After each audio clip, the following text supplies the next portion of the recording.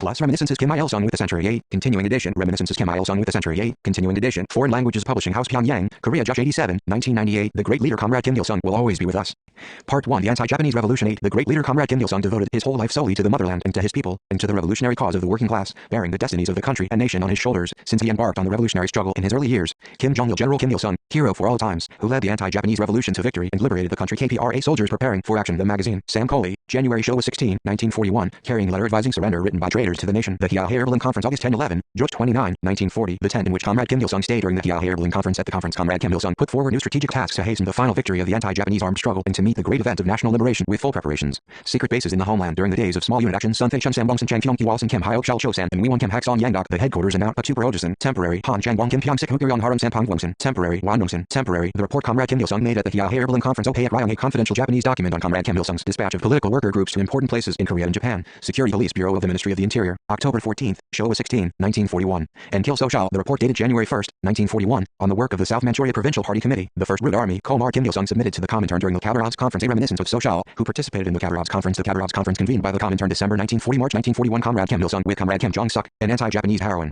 On the back of the photos an inscription in Comrade Kim Il-sung's handwriting. Greeting the spring in a foreign land, March 1, 1941, at Camp B, pistol and binoculars used by Comrade Kim Il-sung. Comrade Kim Il-sung, middle in the second row with other soldiers of the KPRA. Pistol and cooking utensil used by Comrade Kim Jong-suk. A handkerchief on which women guerrillas embroidered a map of Korea with a rose of Sharon motif. Small unit actions, making a breakthrough in the operations against Japan. The speech Comrade Kim Il-sung delivered at the Jiabagu meeting. Comrade Kim Il-sung during the small unit actions battle site on the estuary of the Tumen River. Japanese documents on the small unit actions. 10-day report on punitive operations. August Showa 15, 1940. Kim Il Japanese documents on the activities of the small unit led by Comrade Kim Il-sung, headquarters of the Japanese Gendarmerie in Korea. February Showa 16, 1941. Yeonbong, Seapyeol County, where Comrade Kim Il-sung led the activities of small units in groups. A Japanese document on an attempt to destroy a railway line in Yeong and the diary which he kept during the small unit actions. A note written by Ryu Kyol in the raging whirlwind of aggressive war. A cartoon showing Nazi Germany's aggression against the Soviet Union. The document of the neutrality pact between the Soviet Union and Japan. And a newspaper report on it. Forced labor done by Koreans drafted to Japan. Korean patriots imprisoned by the Japanese imperialists. A cliff on Hokkaido, Japan, from which Korean women threw themselves in resistance to the Japanese imperialists. About 200,000 Korean women were drafted as comfort women for the Japanese aggressor army. February 16, George 31, 1942. Mount Puktu is my native place. Kim Jong-il formation of the International Allied Forces. Comrade Kim Il-sung with his comrades in arms in the IAF in October. George 32, 1943. Zhu Baozhong on the left and Sirinsky on the right. A Panazenko. Comrade Kim Il-sung with Chai Shiro Ng Kim Chait Kang Kong Kim Kyong Sok Ryu Kyong Su Cho Young Jin. The headquarters of the IAF road to the training base at Baisko. A small unit of the IAF Pak Rak Kwan Cho Yan trenches where the soldiers of the KPRA underwent technical training. And the Amur River. Jiangshu Jianfeng Zhang Yun Chen Lei, a former commander of the IAF, meeting Comrade Kim Il-sung. A Japanese official document on the disbandment of the Comintern. Let us strengthen the motive force of the Korean Revolution in every way. A speech Comrade Kim Il-sung delivered before the political cadres and political instructors of the KPRA. Soldiers of the KPRA engaging in military and political studies. Soldiers of the KPRA on maneuvers. Jo Jongshal wireless equipment used during small unit actions. John Changshal Ripong to a scene from a drama performance by the IAF and Chunchu with the women guerrillas. Comrade Kim Jong-suk, second from the right, with other women guerrillas. Kim Ok Sun Pak Kyong Suk Ho Chang Suk Kim Myong Suk Ri Suk Jong Kim Son Ok Pak Gang Ok Wang Ok Won John Sun Hu Young Suk Ri Kai Hyang Jong Man. Gum the flames of all people resistance. 1. An official Japanese document on the people's reverence for Comrade Kim Il-sung as the son of the nation in North Hamgyong Provincial Police Department. Document on the Paetesun Association in Songjin. A confidential document of the Niigata Prefectural Police Department on the activities of the Kim Il-sung Corps. Mintak Won Chotong UK. An official Japanese document on preparations by patriotic young people in Seoul for an end revolt. Kim Won-ju Cho Kyung Min V. Pyongyang Minbo reported the activities of the National Liberation Corps formed by Comrade Kim Won-ju, an anti-Japanese revolutionary fighter. November George 34, 1945.